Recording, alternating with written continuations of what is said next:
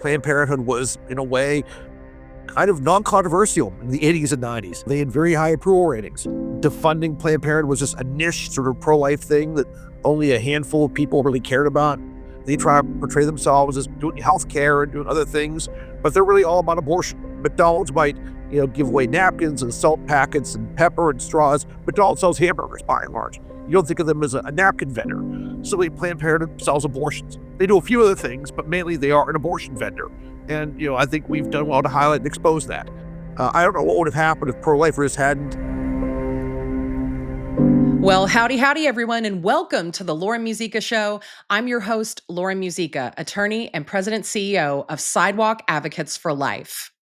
The pro-life movement has been working and praying for this for so long, and it finally happened. Congress has ended forced taxpayer funding of big abortion. Now, it may not have happened exactly as we would have preferred. Planned Parenthood has been defunded for just 1 year, although we hope and pray that the term will be extended by Congress. Be that as it may, the results have been a reason for moms and babies across the nation and for all of us people of faith and conscience, to celebrate. Soon after we learned of the decision to defund, Planned Parenthood announced over 25 clinic closures across the country. And now it seems as though every week we learn of a new closure. Most recently, headlines trumpeted that both Planned Parenthood clinics in Louisiana had closed for good, making it the most populous of 4 states with 0 Planned Parenthood locations. The Wisconsin Planned Parenthood affiliate has announced that it will stop providing abortions. 5 Planned Parenthoods in California have closed. And on a personal note, I can't even believe this. I was absolutely ecstatic to learn of the closure of the Houston Planned Parenthood mega facility. Before the Dobbs decision, it had been the largest abortion facility in the Western Hemisphere. And after Dobbs, it became America's largest abortion referral facility. It was right in my backyard. I had actually spent countless hours praying and reaching out to women right outside its doors. Upwards, if you can believe this, upwards of 10,000 babies were aborted within those doors every single year. It was said that they could seat as many as 60 women on that 3rd floor where they did abortions. And now those doors are closed for good. What a moment watching that Goliath fall. We are living in exciting times when the pro-life movement is making incredible progress towards protecting and preserving innocent human life. And I'm so delighted to dive more into this topic with my special guest today, Dr. Michael New. Let me go ahead and give him a proper introduction. Dr. Michael J. New is an assistant professor of practice at the Bush School of Business at the Catholic University of America, a senior associate scholar at the Charlotte Lozier Institute, and a Page Comstock Cunningham Senior Fellow at Americans United for Life. A Phi Beta Kappa graduate from Dartmouth College, Dr. New received a master's degree in statistics and a doctorate in political science from Stanford University in 2002.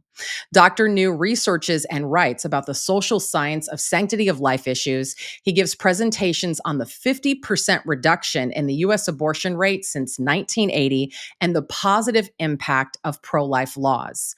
He has been a guest on EWTN News Nightly and CNN International, among others. He appears frequently on Catholic radio and is a frequent blogger on National Review Online's The Corner. Let's go ahead and welcome to the program, Dr. New. Hello there, Dr. New. How are you? Excellent. Glad to be with you. So honored to be with you. When I thought of all these Planned Parenthood closures, I thought of your Twitter or X account. You are constantly updating us, those of us who are on the sidewalk or in academia and educational efforts and beyond. You have been keeping up with all of these closures across the country. I want to go ahead and first start with the big picture. Overall, how would you say Planned Parenthood is doing? The loss of Medicaid funds surely hurts, but with so many corporate and individual supporters, is the defunding truly a fatal blow or not? What would you say? They're doing poorly. I'm not sure it's a fatal blow, but it's a real setback for them. Yeah. Planned Parenthood has been closures have been happening for a while now. I mean, I think I tracked the data back to the 2000s, and I think over the past 20 years, pre-Dobbs, they went from like 900 facilities to like about 700, roughly. Mm. So there's been kind of a downward trajectory for a long time, but defunding has certainly accelerated that. One thing I've always told pro-life audiences is that big abortion needs big government. Planned Parenthood is really propped up by government funds. Nearly every year, they get close to 40% of their budget from the government, and most of that money is in the form of Medicaid reimbursements. So the fact that they're no longer getting federal Medicaid funds, that's a big blow. That is taking away a very important source of revenue for them. We've seen at least 44 Planned Parenthoods either close or announce their closure this year, and there's probably more to come. Yeah, absolutely. Wow. I want to talk for a minute about the Planned Parenthood brand. Over the decades, they have done an amazing job. We have to at least give them this credit, reframing abortion as reproductive freedom or women's health. Times are changing, but is that having any impact on their brand strength? What do you think their greatest brand weaknesses and strengths are? Well, I think their brand has been tarnished. I mean, Yeah. it's kind of interesting. Pro-lifers sometimes don't always think long term, and we don't always appreciate the progress we've made. The funding Planned Parenthood never came up in the 1990s. Republicans took control of Congress. This is something that just wasn't really on the radar screen. It was a very niche pro-life issue that only a few folks cared about. But things changed. We had great investigative reporting by people like Lila Rose and Dave Delighted, and people saw the misconduct, and the Republican Party became a more pro-life party, and more Republican elected officials got interested in this issue. So at one point, I mean, their approval ratings were sky high. The 80s and even the early 90s, their approval ratings are probably 80, 90% positive. Now, we've at least gotten pro-lifers, conservatives, Republicans on board with defunding them. They're now seen as partisan. They're seen as ideological. I think we have, a ways to go, but their brand has been tarnished. They're no longer seen as a good healthcare provider. They're seen as big abortion. And that's a good development for pro-lifers. Yeah, absolutely. Let me ask this in follow up. I heard this said years ago, and I don't know who it was exactly, but if not for the efforts of all of us in fighting Planned Parenthood peacefully, prayerfully, through all of these different efforts, prayer education, outreach, undercover investigative journalism, and beyond, there are many who think that Planned Parenthood would have been the so-called lens crafters of the modern era, that it would have been in, every corner of every shopping center. I'd love to get your thoughts on that because sometimes what we don't see is obviously what would have happened had we not been doing what we've been doing the last few decades. So, your thoughts on how all of these collective efforts have contributed to brand this present brand weakness and all of these closures. No, I think the pro-life efforts have played a big role. I mean, again, Planned Parenthood was, in a way, kind of non-controversial in the 80s and 90s. They had Mm, very high approval ratings. The defunding Planned Parenthood was just a niche sort of pro-life thing that only a handful of people really cared about. Getting the Republican Party on board just seemed far-fetched. yeah. But people have done the work. We've done the investigative research. Again, thanks again to Lila and David for their great work. We've just publicized, this is an abortion facility. They try to portray themselves as doing healthcare and doing other things, but they're really all about abortion. They did 400,000 abortions last year. Yeah. That's the most they've ever done. That's probably around 40% of the total in the U.S. are done by Planned Parenthood. I mean, McDonald's might, give away napkins and salt packets and pepper and straws. McDonald's sells hamburgers by and large. You don't think of them as a napkin vendor. Similarly, Right. Planned Parenthood sells abortions. They do a few other things, but mainly they are an abortion vendor. And, Yeah. I think we've done well to highlight and expose that. We've made them controversial. We've made them political. They're not enjoying the support they used to get. I don't know what would have happened if pro-lifers hadn't pursued this, but they'd be a lot more prevalent. They'd have more funding. They'd be a lot stronger. They'd be a more important culturally. But that's not the case right now. Yeah, absolutely. So well said. And I have to make a pit stop and ask you about this because you are a sidewalk counselor. I'd love to hear how you think sidewalk counseling, sidewalk advocacy, prayer efforts in front of these facilities has contributed to hurting their bottom line. What have you seen with your own eyes and experienced? In sidewalk housing, I always say it's the best and the worst thing I do every week. Mm, I think that if we're going to try to win this, we're not going to win flying a desk. We have to be there where the action's happening. yeah. Is it always pleasant? No. Is it always rewarding? Sometimes not. Sometimes you just don't see positive things happening. I think our prayers are powerful and good things happen we don't see, but it's not always, you don't always see short-term positive things happening. But, I think that, Planned Parenthood is a lot weaker than people think, and we just need to put pressure on them however we can. Defunding them is a good pressure point, but so is sidewalk counseling. If we could turn away just a fraction of the people, that hurts their bottom line. Or if people who come don't realize this is an abortion facility and decide to get healthcare somewhere else, that squeezes them a bit. So anything Mm. we can do to kind of highlight their misconduct, highlight the fact they are primarily all about abortions, let people know there are places that accept Medicaid that don't do abortions. We have places in DC that will see low income earners, will take Medicaid, provide good health care, and don't do abortions. We encourage them to go there instead. Any pressure you can put on them is important because again, they're not as strong as they're made out to be. They depend on government funding. Their revenues are struggling to keep up with expenditures. Any pressure you can put on them will have positive impacts. Yeah, absolutely. No, and I love that thought that just being there on the ground affects their bottom line, right? Much less, of course, we believe that prayer and outreach makes a profound difference. I have to mention this statistic because it is just so profound. I know I've shared it before on the program, but have to do it again. At the last Planned Parenthood conference Abby Johnson went to before she left, Planned Parenthood director Abby Johnson left and became pro life. She said that they told her that when there's a peaceful, prayerful presence in front of an abortion facility, that the cancellation or no-show rate can go as high as 75%. I mean, that is absolutely stunning and so instructive right there, right? And as you've highlighted so well, the pro-life movement works so much like the body of Christ, the hand and the foot and the eye and the mouth and beyond, right? And we have all these great collective efforts that have shined a light into the darkness that is Planned Parenthood, scandal-ridden Planned Parenthood that's been caught aiding and abetting underage sex trafficking, teaching minor children BDSM, overbilling Medicaid. I mean, we've got a long rap sheet here. And so anytime we can bring out into the light what has gone on in the darkness, it's helpful. It's helpful for people to possibly that day or soon after make another choice. I have to admit, Dr. New, it makes me chuckle a little bit when I see Planned Parenthood's statement blaming political pressure for closures of their facilities.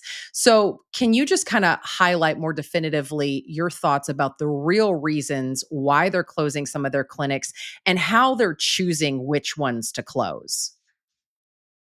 Well, I think it's kind of ironic that they're saying political pressure because, they are political. Planned Parenthood has a Mm, political action committee. They donate a lot, put a lot of money into politics. A mm, vast, vast, vast majority of the money they put in goes to the Democratic Party or elected officials from the Democratic Party. So I think it's kind of ironic for complaining about politics when this is a game they've chosen to play themselves. But again, their model for a long time has always been dependent on government funding, mm, both federal government and state governments. And some states have done well defunding Planned Parenthood. mhm. Texas, as recently as I guess 2010, 2011, got Planned Parenthood out of their state family planning program. And that took courage. A lot of Yeah. self-proclaimed public health experts were very upset and said this will be a public health disaster and there will be skyrocketing teen pregnancies. Didn't happen. Teen Yeah. pregnancies actually fell in Texas after Planned Parenthood was defunded. So their business model requires government funding. The fact they've been defunded means they have to close facilities. I don't really see a lot of rhyme or reason as to which ones they're closing. It's been very diverse. They've closed places in California. Obviously, they've had to close some places where pro-life laws are in effect because, again, they can't make money doing abortions if there are pro-life laws in effect. But they've closed facilities in kind of pretty liberal parts of the country too. I don't see a nice tidy pattern. But bottom line is, there is pressure being put on them. They are subject to the same laws of supply and demand, like any other entity would be. They can't lose money forever. And if funding's cut off, then they will close facilities. And about, again, 44 either closed down this year or they've announced closures of 44. Yeah, yeah. Really helpful to understand. It's great. I saw a headline in the Christian Post a few days ago. It said Planned Parenthood closures, women don't fear for your health. I was blown away that they said the quiet part out loud, right? We know that the abortion Mhm. industry as a whole has convinced so many people that abortion is some sort of life saving measure for women, key to their Mhm. survival. Or that if these Planned Parenthoods close, where are women going to go for basic health care, right? But of course, you and I know so well that women don't need Planned Parenthood. So I'd love for you maybe to take a moment to talk about the truth of what Planned Parenthood actually offers clients. Right. I mean, they did 400,000 abortions last year. That was their all-time record for them. And they do an annual report. And when it comes out, I always get it, and I always try to tear around some fast commentary. But my blog post writes itself. It's always the same thing. They always do more abortions and do less health care. Typically, there's a decrease in cancer screenings. There's a decrease in other health services they do. Abortions usually go up. Other health care goes down. And when Planned Parenthood's closed, women don't need to fear. I mean, there are fairly qualified health centers that vastly outnumber Planned Parenthoods, I think by like a ratio of like 8-1. And these fairly qualified health centers accept Medicaid. They're in much more diverse parts of the country. I mean, Planned Parenthoods are kind of located in big cities and college towns. There aren't any Planned Parenthoods in, say, rural areas. But these fairly qualified health centers are, throughout the country. They outnumber Planned Parenthoods. They typically accept a range of insurance plans. Again, Planned Parenthood does not provide a big percentage of healthcare in this country.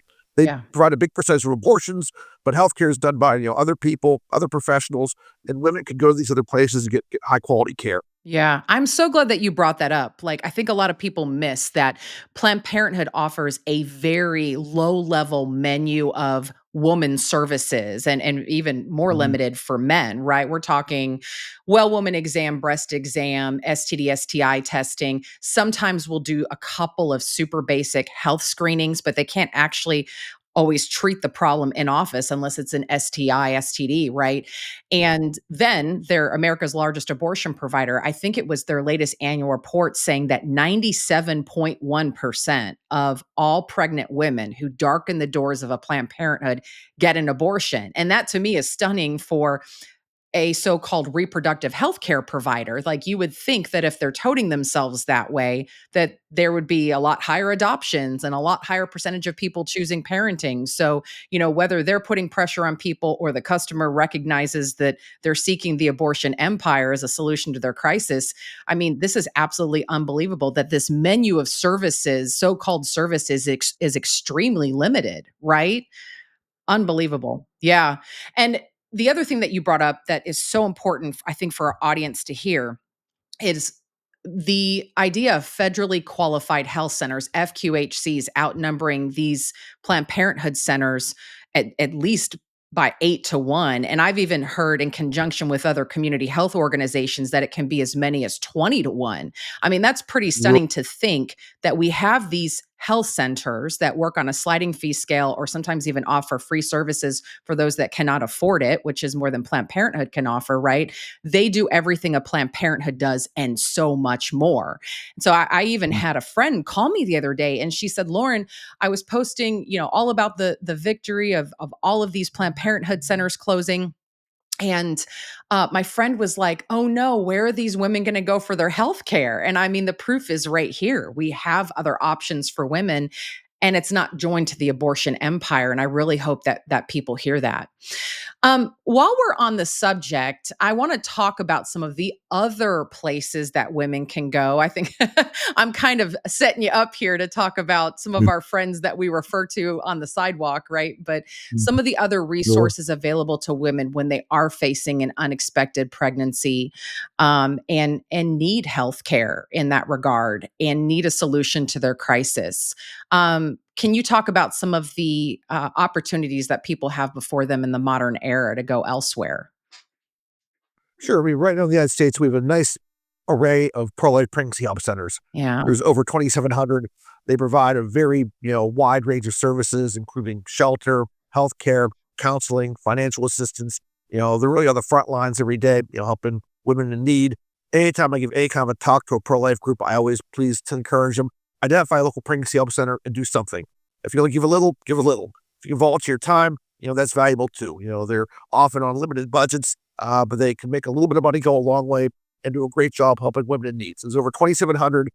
I worked with Loesch Institute last year to, kind of crunch the numbers on, clients, and we found they helped over 970,000 clients, over 44,000 volunteers, and provide over $300 million worth of goods and services every year. So Wow. they're really, again, almost all this is donations, volunteers. They're doing great work building culture of life.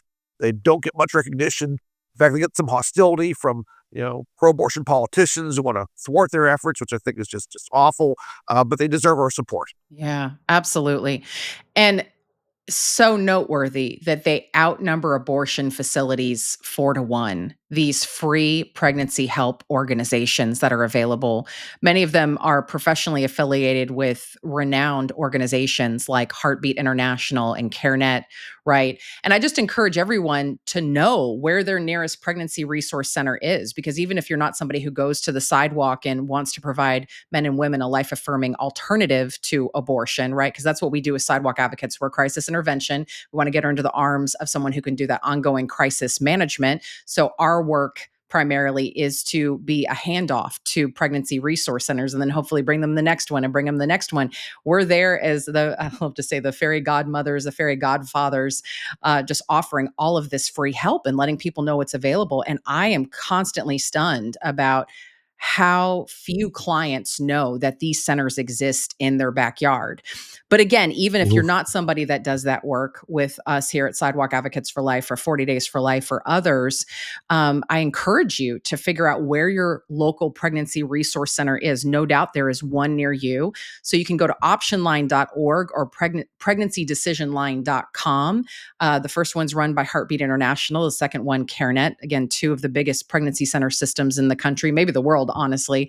And it will allow you to enter your city and state or zip code, and you can go ahead and pull up a list of your nearest pregnancy resource centers. And again, I just encourage everybody to go visit them, find out what they offer, right? Because at some point, statistically, some point, you're going to know somebody who's facing an unexpected pregnancy. And as people of life and faith and conscience, what an awesome opportunity that we have to be the gateway to these life affirming resources in our community to let women know that they are not alone, that they have options and resources and a community of support ready to go to bat for them as soon as they're ready to consider a different decision.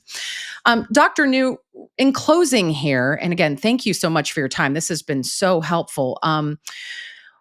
How would you uh, what would you say the current state of the union is on abortion when it comes to the post Roe landscape? What are things to watch for? What are you encouraged by? And then how would you encourage the troops going forward? One thing I'll say is that reversing Roe presents both opportunities and challenges to the pro-life movement. Yeah. That many of our states have moved very quickly to pass strong pro-life laws. We have about abortions pretty much banned in about 12 states right now. There's 4 other states where there's the Heartbeat Act, where the preborn are protected after 6 weeks gestation. So we've done well, getting laws passed, and many conservative states have been very active in doing so, and that's been a blessing. And we have also birth data from these states that shows that when a pro-life law is passed, more children get born. So I think that I always tell pro-life audiences that abortions are hard to count, but babies are easy to count, and we see Mhm. births going up. That's powerful evidence these laws are doing some good. Yeah. That said, a big challenge we face is frankly telehealth abortions. The other side has been savvy, and they have been able to market these telehealth abortions in states where strong pro-life laws are in effect. And, it's kind of a sad story that, prior to 2020, if a woman wanted a chemical abortion, she had to have an in-person medical exam. That Mm. requirement was loosened or ended during the pandemic. The Biden administration continued this unwise policy after the pandemic ended. And sadly, the Trump administration so far has continued that policy as well. Right now, the Trump administration could end telehealth abortions tomorrow. They could restore the rules that were in place prior to 2020. I know that Robert Kennedy Jr. is doing a review of the abortion pill. That's a good sign, but they do more faster.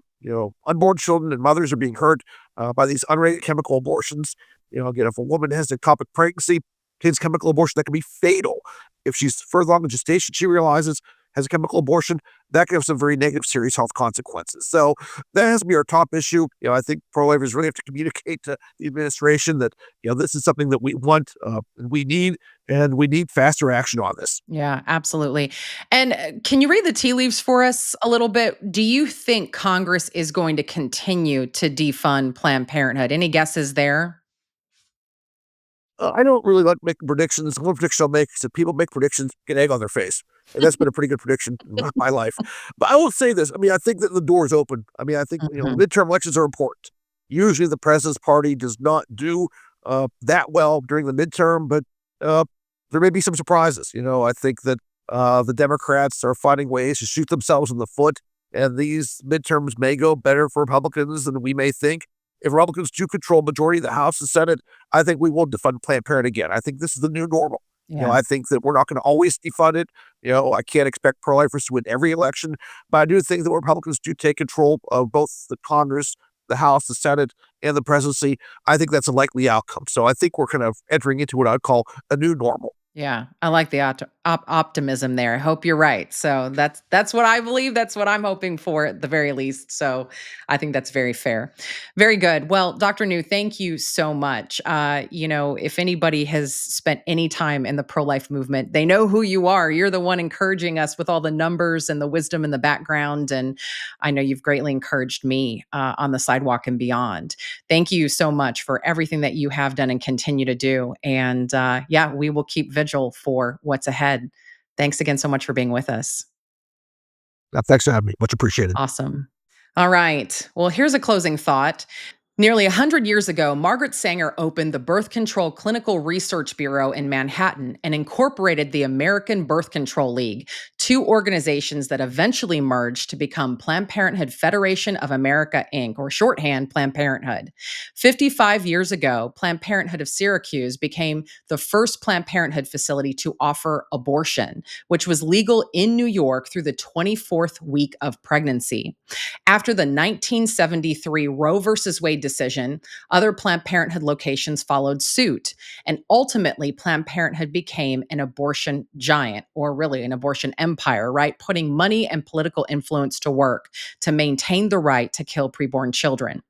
In its 2023 annual report, it claimed to have provided more than 402,000 abortions in the preceding year alone. And PPFA provided affiliates with 3.4 million in funding to provide to more than 12,000 women who traveled out of state for a legal abortion that same year. Theirs is a legacy built on death and despair. But thanks be to God, it's beginning to crumble. It is a powerful lesson for all of us in the pro-life movement that we will reap a harvest if we do not give up.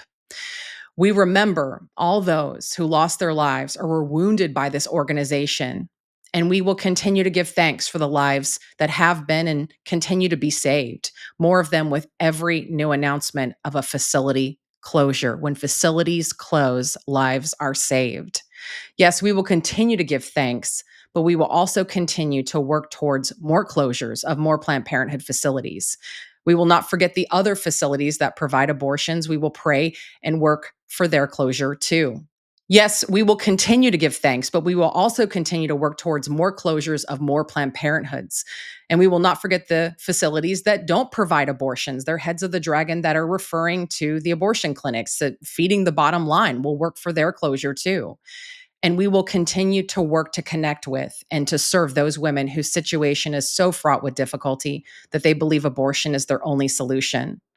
Let this moment in our nation's history reinvigorate our souls for the journey ahead, and let us remain steadfast with eyes on the proverbial prize of a truly abortion-free America. I think it's more within reach than ever before. With that, thank you again for joining me for another episode of the Lauren Musica Show. We'll be back here next Friday at 9 a.m. Eastern, 8 a.m. Central on the Sidewalk Advocates for Life Facebook page, YouTube channel, or wherever you get podcasts. Thanks so much, everybody.